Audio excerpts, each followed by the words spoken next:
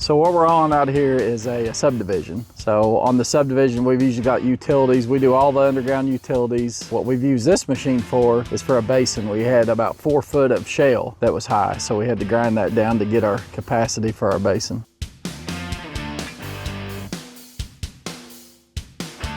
Most of the time when we have utilities, we do run into rock. We ran into a little rock here, and we used a chain grinder for that. So we use this right here, the EK 160, and it seemed to work pretty good, the chain grinder.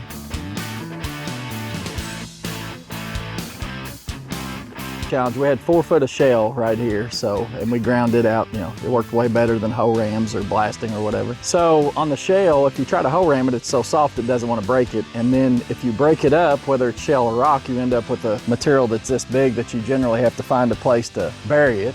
So this material, once we ground it up, we actually used it on our roads. While we're doing utilities, it's kind of protecting our subgrade, so it worked out good. We could use the material that we created by doing it, plus we got it down to grade. The shale generally is so soft that if you use a hoe ram, all it does is sit there and bounce off the shale. The machine actually grinds it instead of trying to break it by, you know, force or whatever. So the chain grinder works a lot better on shale.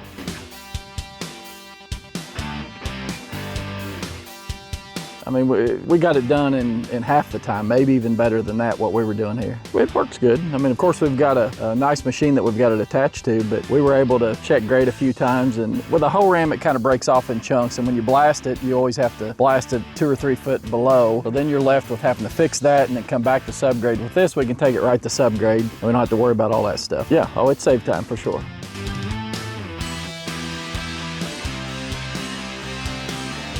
So we went through CMC. So I called those guys, and when the machine showed up, they came out and gave us some training on it, found a few things that we needed to fix before we got started, and they told us all the secrets to not tearing it up. I needed some pits for it, or some teeth for it, and they brought me some right out. So when I needed the teeth, I needed them right now, and I called the salesman, and he sent somebody right out with them.